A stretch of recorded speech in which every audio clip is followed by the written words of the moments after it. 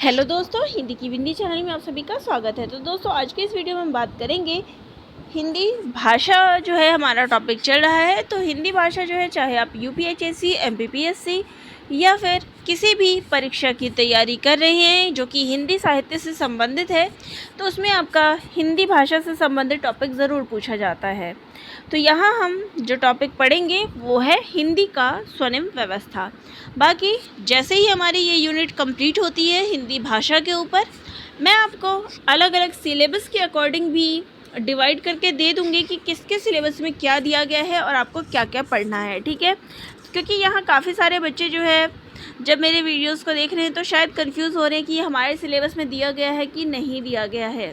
तो हिंदी भाषा जैसे ही कंप्लीट होगा, मैं आपको अलग अलग, जैसे कि यूपीएचएससी का सिलेबस है, एमपीपीएससी का है, या फिर आरपीएससी या फिर ईएमआरएस की टॉपिक की बात कर ले, टीजीटी पीजीटी की बात कर ले, तो जिसका जो भी टॉपिक है मैं उसके हिसाब से मैं डिवाइड करके दे दूँगी ताकि आपके लिए आसानी हो। तो चलिए, आज हम पढ़ने वाले हैं हिंदी का स्वनिम व्यवस्था। अब ये स्वनिम क्या होता है, तो सबसे पहले तो देखिए, हिंदी का अर्थ सबको पता है, हिंदी भाषा क्या है। अब स्वनिम व्यवस्था क्या है, यानी कि इसमें किस चीज़ की व्यवस्था की जाती है। तो देखिए, स्वनिम का जो अर्थ होता है वो होता है ध्वनि, यानी ये जो ध्वनियाँ होती है उसको हम स्वनिम कहते हैं, और इसको अंग्रेजी भाषा के फोनिक का नवीनतम हिंदी अनुवाद समझा जा सकता है। अब मान लीजिए, देखिए, ध्वनि से तात्पर्य यहाँ क्या है, तो स्वर और व्यंजन आप पढ़ते हैं, और आप सभी को पता है स्वर कौन से होते हैं, व्यंजन क्या होते हैं। इसको एक और नाम दे दे तो इसको खंड और खंडेतर ध्वनि भी कहते हैं। तो ये चीज़ें जो है इसके अंतर्गत आती है। तो विस्तार पूर्वक जब आप पढ़ेंगे तो आपको इन चीज़ों के बारे में पता चलेगा। तो देखिए, स्वनिम के लिए अब तक ध्वनिग्राम और स्वनग्राम शब्द का प्रयोग होता रहा है। तो इसके अन्य नाम आप क्या कह सकते हैं, ध्वनिग्राम और स्वनग्राम। किंतु भारत सरकार के पारिभाषिक एवं तकनीकी शब्दावली आयोग में फोनिक का हिंदी अनुवाद स्वनिम कर दिया गया। तो पहले जो है इसका अनुवाद ध्वनिग्राम या फिर स्वनग्राम के रूप में होता था, लेकिन जो ये पुस्तक है जिसमें पारिभाषिक और तकनीकी शब्दावली का प्रयोग होता है, इसके अंतर्गत जो इसका अर्थ निकाला गया है वो है फोनिक। तो इस चीज़ को याद रखिएगा। अब चलिए इसकी परिभाषा पे आते हैं कि अलग अलग जो है साहित्यकारों के द्वारा, अलग अलग लेखकों के द्वारा इसका क्या परिभाषा दिया गया है। तो सबसे पहले बात करेंगे भोलानाथ तिवारी के बारे में। तो इन्होंने कहा है, स्वनिम किसी भाषा की वह अर्थभेदक ध्वन्यात्मक इकाई है जो भौतिक यथार्थ में होकर मानसिक यथार्थ होती है तथा जिसमें एक से अधिक ऐसे उपसर्ग होते हैं जो ध्वन्यात्मक दृष्टि से मिलते जुलते हैं, अर्थभेदक में असमर्थ तथा आपस में मुक्त वितरक होते हैं। यानी कि मतलब कह सकते हैं कि भौतिक रूप में तो हमारे सामने होते हैं, और भौतिक में ही नहीं, हमारे मस्तिष्क में भी वो जो है वैसा ही रूप जो है उसका दिखाई देता है, और इसमें आपको उपसर्ग रूप अधिक दिखाई देगा जो ध्वनि की दृष्टि से आपस में मिलते जुलते रहेंगे। अगले कवि की बात करें तो देवेंद्र नाथ शर्मा का क्या कहना है, तो ये कहते हैं, स्वनिम उच्चरित भाषा का वह न्यूनतम अंश है जो ध्वनियों का अंतर प्रदर्शित करते हैं। यानी जो भी हम उच्चारण करते हैं, जो भी शब्द बोलते हैं, उसका स्वनिम जो है एक न्यूनतम, एक छोटा सा अंश है जो ध्वनियों का जो अंतर है वो दिखाता है। डॉक्टर तिलक सिंह के शब्दों में स्वनिम उच्चरित पक्ष की विषम स्वनिक अर्थभेदक तत्व की इकाई स्वनिम है।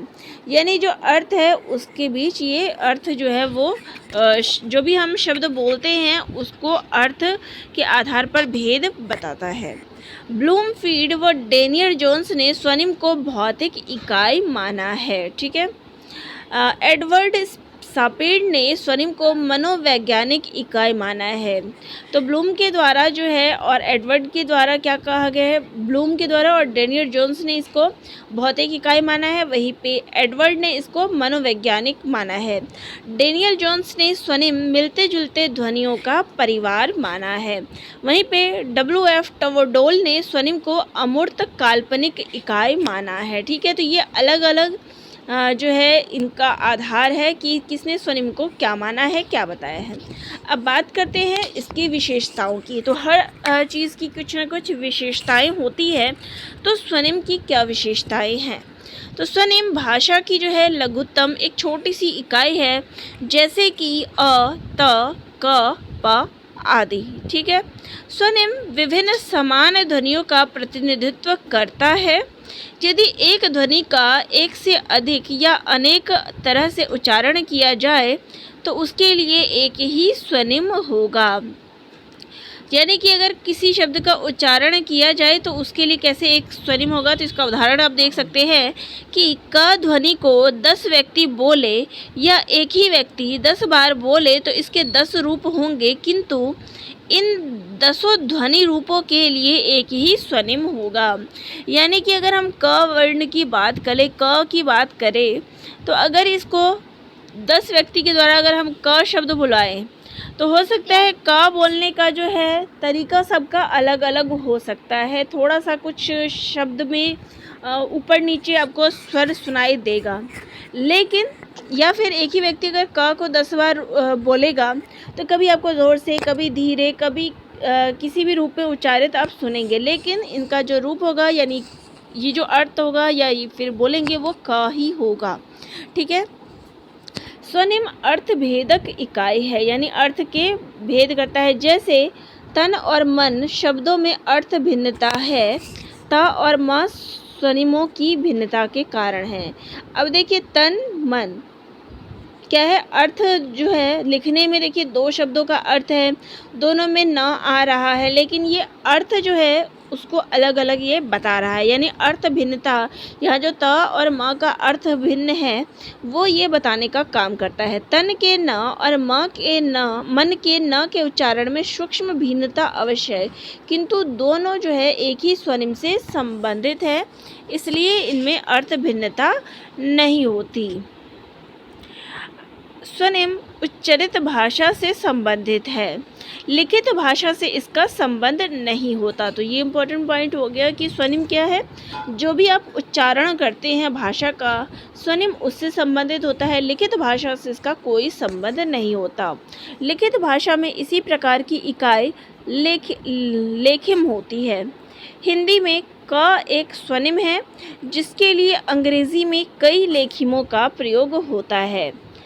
तो यहाँ कहने का अर्थ ये है कि बोलने में यानी स्वनिम क्या है, उच्चारण से संबंधित है। जैसे कि अगर हम क बोलते हैं तो हम हिंदी में तो मतलब क ही बोलेंगे या फिर उच्चारण में हम क शब्द बोलते हैं, लेकिन अंग्रेज़ी की बात करें यानी लिखने की बात करें तो इसके लिए हम सी, कैमल के लिए सी प्रयोग करते हैं, वहीं पे काइट के लिए के, और केमिस्ट्री के लिए सी एच शब्द का, और चेक के लिए क्यू ई शब्द का चेक, और वहीं पे बैक के लिए सी के शब्द का प्रयोग। तो सब में क्या है, क शब्द जो है आया है, उच्चारण क्या है, क है, लेकिन लिखने में लेखिमों में अलग अलग जो है शब्दों का प्रयोग हो रहा है। ठीक है। प्रत्येक भाषा के अपने स्वनिम होते हैं जो अन्य किसी भी भाषा के स्वनिम से भिन्न होते हैं, अर्थात स्वनिम भाषा विशेष पर आधारित होते हैं। जैसे कि प, फ हिंदी के स्वनिम हैं, जबकि अन्य भाषा की ये ध्वनियाँ भी हो सकती है। जब कोई व्यक्ति अपनी भाषा के स्वनिमों से भिन्न किसी अन्य भाषा के स्वनिमों का प्रयोग करता है तो उनके उच्चारण में कठिनाई आती है। ऐसे समय में वह न स्वनिमों की भिन्नता के आधार पर विभिन्न भाषाइयों की पहचान संभव है।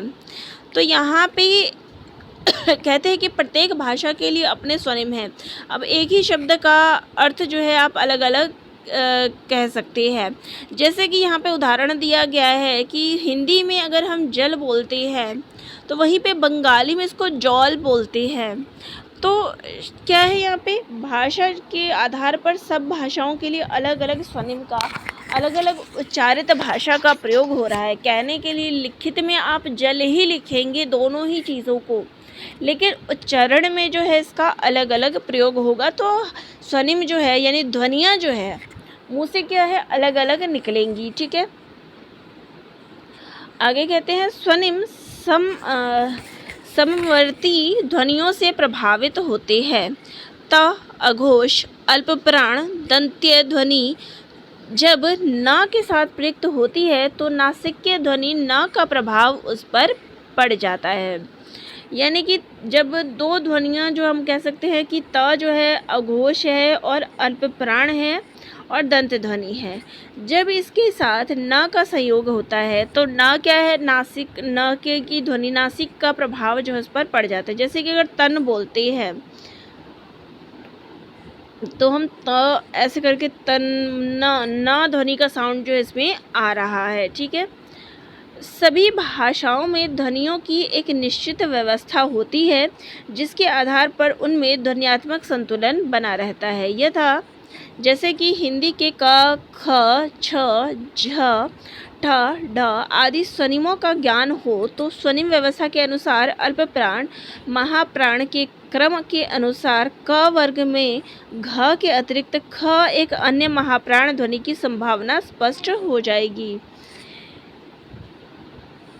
तो ये क्या है, इसमें सभी ध्वनियों को जो इसमें संतुलन है वो बना रहता है। यानी कि इसमें अल्प प्राण और महाप्राण क्या है, व्यवस्था अनुसार जो है इसमें बने रहते हैं। ठीक है, कभी कभी दो ध्वनियाँ बिना अर्थ परिवर्तन के एक दूसरे के स्थान पर प्रयुक्त होती है।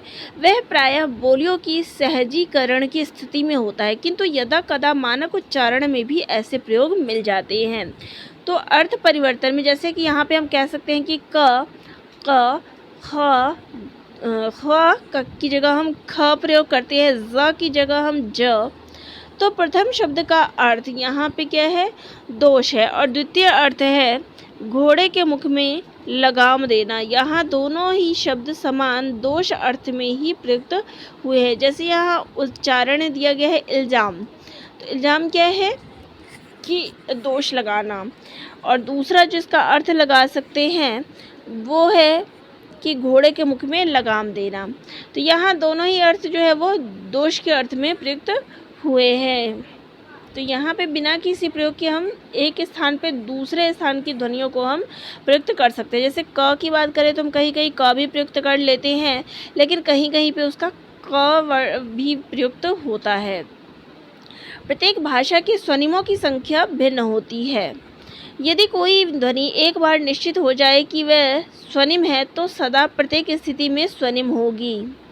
यदि कोई ध्वनि आदि मध्य और अंत में किसी एक में मिले तो स्वनिम स्थिति जो है वो विचारणीय होगी। हिंदी में ऐसी स्थिति नहीं दिखाई देती। अंग्रेजी ध्वनियाँ पी प्लस के आदि स्थिति में क्रमशः पीएच, टीएच, केएच हो जाती है, किंतु मध्य और अंत में पूर्वतः पीटी के ही रहती है। तो मतलब यहाँ कह सकते हैं कि हिंदी में तो कोई ध्वनि अगर आपस में मिल भी जाए, बीच में मिले, बाद में मिले, तो इनका एक अलग अर्थ जो है बन सकता है। जैसे कि अगर पी और के मिल जाए तो कोई एक अलग शब्द बन जाता है। यानी कि पी टी अगर बीच में टी आ गया तब तो इसका अर्थ कुछ और नहीं होगा, ये पहले की तरह ही रहेगी। लेकिन जैसे पी एच मिल गया, टी एच मिल गया, के एच मिल गया तो इसका अर्थ अलग हो जाएगा। प्रवर्तित ध्वनि केवल आदि में है, इसके अर्थ में परिवर्तन नहीं होता। अंत में स्वनिम नहीं है। मध्य तथा अंत स्थिति में अधिक परिवेश प्रयुक्त होने से पीटी के स्वनिम है। ये ध्वनियाँ आपस में संस्वन हैं। तो ये यही बताया गया ऊपर। चलिए अब इसकी उपयोगिता क्या है, स्वनिम की उपयोगिता क्या है। स्वनिम ज्ञान से भाषा के शुद्ध उच्चारण में सरलता होती है। स्वनिम के माध्यम से किसी व्यक्ति की मूल ध्वनियों का जो है हमें ज्ञान होता है। इस प्रकार भाषा शिक्षण में स्वनिम ज्ञान का विशेष महत्व होता है। यानी ध्वनियों का बोलने से जो है ध्वनियाँ उत्पन्न होती है, तो इन ध्वनियों का भाषा में विशेष स्थान प्राप्त है। स्वनिम उच्चारित भाषा से संबंधित है। इनके माध्यम से भाषा की ध्वनियों की संख्या का नियंत्रण होता है। इस प्रकार के नियंत्रण से भाषा उच्चारण में समुचित व्यवस्था जो है बनी रहती है। स्वनिम व्यवस्था से नई ध्वनियों के आगम पर उनका सीखना संभव और संभव और सरल हो जाता है। तो ये क्या है, एक उच्चरित ध्वनि है। स्वनिम भाषा की अर्थभेदक इकाई है, तो इसको हम अर्थभेद कर सकते हैं, अलग अर्थ निकलता है। भाषा की अन्य इकाइयाँ शब्द, पद, वाक्य आदि का ज्ञान तब तक संभव नहीं होता जब तक स्वनिम का ज्ञान ना हो, क्योंकि भाषा की परिवर्तित बृहत्तर इकाइयाँ स्वनिम पर आधारित है। लिपि निर्माण में स्वनिम की महत्वपूर्ण भूमिका होती है। किसी भाषा के स्वनिमों के निश्चयन के पश्चात ही उसके लिपि का निर्माण होता है। इस प्रकार स्वनिम को लिपि का मूल आधार हम कह सकते हैं। आदर्श लिपि का निश्चय ही स्वनिम के माध्यम से होता है। जिस लिपि में एक स्वनिम के लिए एक लिपि चिन्ह हो उसे हम आदर्श लिपि कहते हैं। स्वनिम के माध्यम से ही अंतर्राष्ट्रीय लिपि INPA का रूप जो है सामने आया है। सभी भाषाओं के विभिन्न स्वनिमों के लिए इससे समुचित रूप से एक एक चिन्ह की व्यवस्था होती है। इस प्रकार भाषा के शुद्ध उच्चारण, आदर्श लिपि और अंतर्राष्ट्रीय लिपि का निर्माण आदि में स्वनिम की महत्वपूर्ण भूमिका होती है। तो यहाँ पे स्वनिम के बारे में अब जान लिया आपने कि इसकी उपयोगिता क्या है। अब बात अगर करें कि स्वनिम विज्ञान के प्रवर्तक कौन है, तो यहाँ पे याद रखिएगा कि इसके प्रवर्तक जो है वो है महर्षि पाणिनि।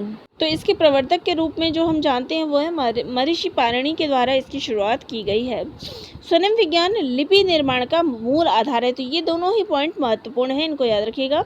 स्वनिम शब्द संस्कृत भाषा के स्वन धातु से बना है, जिसका अर्थ होता है ध्वनि। यह भाषा की सबसे लघुतम अखंड इकाई है। तो यहाँ पर ये चीज़ें इंपॉर्टेंट हो गई। अब ध्वनि के जो है हम 3 पक्ष देखते हैं, उत्पादन, संवाहन और ग्रहण करना। यानी किसी चीज़ को बनाना, उसको संवाहित करना और फिर उसको ग्रहण करना, ये ध्वनि के 3 पक्ष हैं। स्वनिम किसी भाषा विशेष के सबसे लघुत्तम सार्थक ध्वनि है। स्वनिम शब्द जो है अंग्रेजी के फोनिक शब्द का हिंदी अनुवाद है। स्वनिम किसी भाषा या बोली में उच्चारित ध्वनि की सबसे छोटी इकाई है। तो ये सारे पॉइंट्स इंपॉर्टेंट है, एक एक करके देखते जाइएगा। देवनागरी लिपि में एक स्वनिम के लिए एक ही चिन्ह निश्चित है। स्वनिम भाषा की अर्थभेदक इकाई है। अब स्वनिम जो है वो 2 प्रकार के होते हैं। एक होता है खंडित स्वनिम यानी सेगमेंटल फोनिम्स, और दूसरा होता है खंड। अब देखिए खंड स्वनिम के बारे में जान ले, तो इसके अंतर्गत आप 2 चीज़ें पढ़ते हैं। खंड स्वनिम होते हैं स्वर और व्यंजन, ठीक है। वहीं पे दूसरा स्वनिम है खंडेतर स्वनिम यानी सुप्रासेगमेंटल फोनिम्स, ठीक है। तो ये 2 तरह के फोनिम पाए जाते हैं, या कह ले कि स्वनिम पाए जाते हैं, खंड और खंडेतर। खंड के अंतर्गत जो है स्वर और व्यंजन आते हैं। वहीं पे खंडेतर के अंतर्गत बात करें तो बलाघात, अनुताप, मात्र यानी दीर्घता, अनुनासिकता, संहिता और संगम आते हैं। तो चलिए अब पहले पढ़ते हैं हम खंडित स्वनिम के बारे में। तो खंडित स्वनिम यानी सेगमेंटल फोनिम्स क्या होते हैं? तो ऐसी ध्वनियाँ जिन्हें हम स्वतंत्र रूप से उच्चारित करते हैं, यानी स्वतंत्र रूप से हम जिसको हम बोल सकते हैं, वे खंडित स्वनिम कहलाती है। इनकी स्वतंत्र सत्ता होती है। काल और प्रयत्न की दृष्टि से इसका विश्लेषण किया जा सकता है। अब इसके जो है 2 भेद होते हैं खंड स्वनिम के। स्वर और व्यंजन जो है इनके 2 भेद होते हैं और इन्हें इसी आधार पर अलग किया जाता है। अब स्वर कौन से हैं? तो स्वर जो होते हैं वो अ, आ, ई, उ, री, ए, ऐ, ओ, औ, औ तक जो है योग है।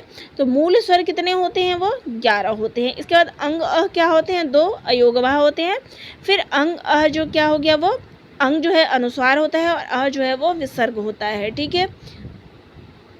इसके बाद बात करें तो ह्रस्व स्वर अ, ई, उ, री। तो ये ह्रस्व स्वर कितने होते हैं? 4 होते हैं। वहीं पे दीर्घ स्वर की बात करें तो ये 7 होते हैं, आ, ई, उ, ए, ऐ, ओ, औ। वहीं पे संयुक्त स्वर की बात करें तो ये भी 4 होते हैं, ए, ऐ, ओ, औ, ठीक है।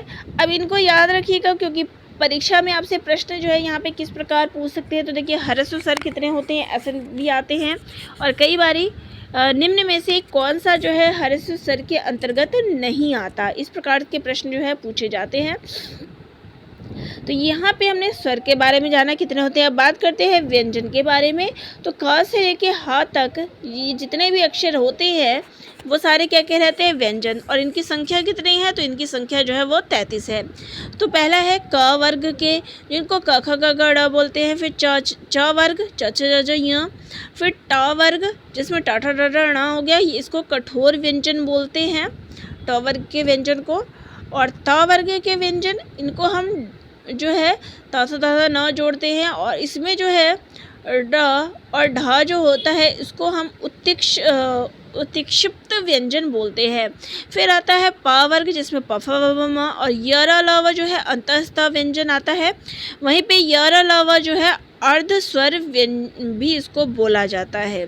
तो एक तरफ हम इनको अंतस्थ व्यंजन बोलते हैं और दूसरी तरफ जो है हमको अर्ध स्वर बोलते हैं। इसके बाद जो है उष्ण व्यंजन आता है, जो 4 होते हैं, श श, तीनों श हो गए और हा हो गया। इसके बाद संयुक्त व्यंजन जो है वो 4 होते हैं, अक्ष, त्र, ज्ञ और श्र। तो हिंदी में नासिक्य व्यंजन विवादास्पद स्थिति जो है उत्पन्न करते हैं। म तथा न स्पष्ट स्वनिम है, जैसे माला, नाला न्यूनतम युग्म मिलते हैं, यानी थोड़ा सा जो है इनका मिलता है बोलने में।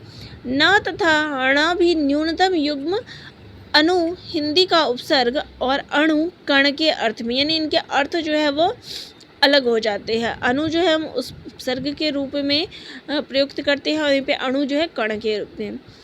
क आधार पर स्वतंत्र स्वनिम है, इसके बावजूद ही हिंदी में ण को न पढ़ने की प्रवृत्ति, जैसे गुण को गुण, प्राण को प्राण भी विद्यमान है।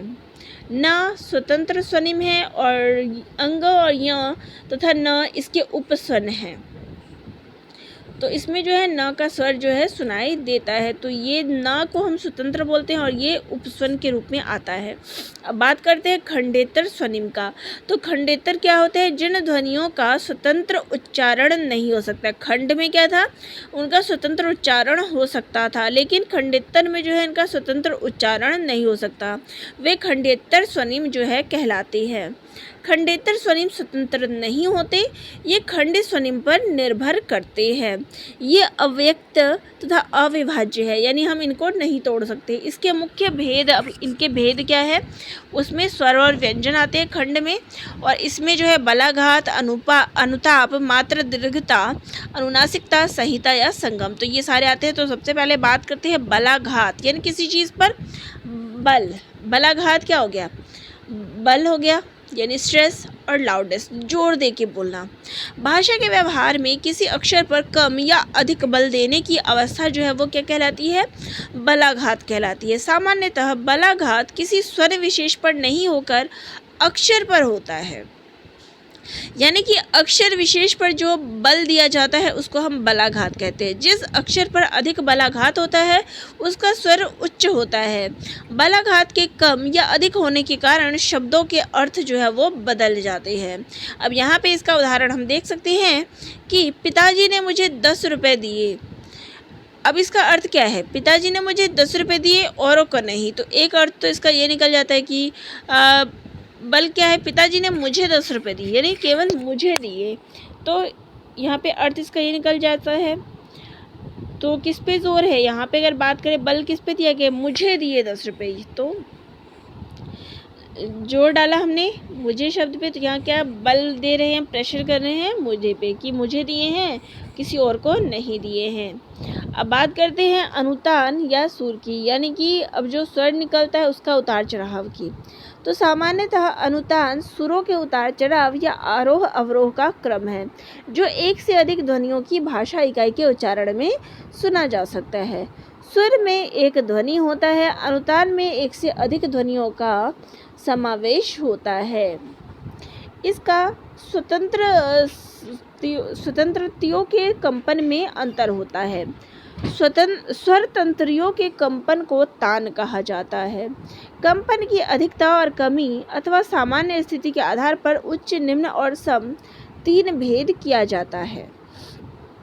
तो क्या हो गया कि कभी कोई शब्द हम बोल रहे हैं तो उसमें सुर जो है या तान जो है हम कह सकते हैं, कभी तेज आ जाता है, कभी धीरे आ जाता है, कभी हम उस पर ज़्यादा जोर दे देते हैं, तो ये सारे सुर और अनुतान में आते हैं। तो कंपन क्या है, तो कंपन में यह अंतर जब शब्द पर होता है तब इसे अनुतान कहते हैं, और जब हम शब्द पे जोर डालेंगे तो वह अनुतान कहेगा। शब्द या वाक्य उच्चारण करते समय सुर या अनुतान में अंतर होने से अभिप्राय बदल जाता है। इसके आधार पर वक्ता की मनः स्थिति का अनुमान भी लगाया जाता है। तो जब भी कोई शब्द या वाक्य उच्चारित किया जाता है तो उसके सुर में जो अंतर होता है, तो इससे हम वक्ता की मनोवृत्ति भी पता कर सकते हैं कि उसके दिन में क्या है। तो यहाँ पे उसके हिसाब से हम पता लगा सकते हैं। जैसे इसका उदाहरण अगर बात की जाए तो देखिए, पीके मूवी आप सबने देखी है। सुर पे या फिर हम बात पे बोले तो उसमें क्या बोलता है कि यहाँ पे अच्छा शब्द को भी अलग अलग तरीके से एक ही आदमी द्वारा बोला जाता है। बोलते हैं अच्छा चौक के, फिर कई बार अच्छा। तो मतलब इस तरीके से जो सुर हम पकड़ते हैं कोई भी शब्द बोलने के लिए, तो उससे हमारे मनोभाव पता चल जाते हैं कि यहाँ पे क्या चीज़ जो है कही जा रही है। तो वही यहाँ पे अनुतान का अर्थ हो जाता है। फिर बात करते हैं मात्रा या फिर दीर्घता, यानी कि लेंथ उसकी कितनी है किसी भी शब्द की। तो किसी भी ध्वनि के उच्चारण में लगने वाला समय जो है उसको हम दीर्घता या मात्रा कहते हैं। कुछ स्वानों के उच्चारण में कम समय लगता है और कुछ के उच्चारण में जो है अपेक्षाकृत अधिक समय लगता है। इस दृष्टि से हिंदी में ह्रस्व दीर्घ दो रूप है। संस्कृत में ह्रस्व दीर्घ और प्लुत 3 मात्राएं होती है। हिंदी में 2 हैं और संस्कृत में 3 हैं। ह्रस्व यानी किसी स्वर के उच्चारण में लगने वाला समय की मात्रा कम, जैसे हम बोलते हैं अ, ई, उ। यानी अगर बात करें अ, ई, उ का ही कोई शब्द ले ले तो ई से हम ले लेते हैं इमली। हमने फटाफट बोल दिया इमली। ई फटाफट बोल दिया। किला फटाफट बोल दिया। अब बात वहीं पे करते हैं दीर्घ की। तो कि किसी स्वर के उच्चारण में जो ज़्यादा समय लगता है उसको हम दीर्घ कहते हैं। जैसे आ, ई, उ। उदाहरण हम यहाँ पे देख सकते हैं, जैसे कि अब हमने बोला बला, बल्ला, बचा, बच्चा, लगी, लग्गी। तो शब्द पे क्या है, लंबा खींच रहा है, तो वो क्या हो जाएगा, दीर्घ स्वर हो जाएगा। ठीक है। अब बात वहीं पे करें प्लूत की। अब प्लूत क्या होता है, तो किसी स्वर के उच्चारण में लगने वाले समय की मात्रा बहुत ज़्यादा अधिक होती है। जैसे संस्कृत में ओम का ओम यह सर्वोत्तम उच्चारण है, हिंदी में प्लूत स्वर नहीं है। तो उच्चारण में क्या है, सबसे ज़्यादा समय लगता है ओम, जब बोलते हैं तो कितना लंबा जाता है। अब बात करते हैं अनुनासिकता की। अनुनासिकता क्या है, तो किसी भी ध्वनि के उच्चारण में जब हवा मुख के साथ साथ नाक से भी निकलती है, यानी अनुनासिक, नासिका यानी नाक, तो नाक से भी जब हवा निकलती है मुख के साथ साथ तो उसे हम अनुनासिक कहते हैं। जैसे सांस, हमने बोला सांस और हमने बोला सांस।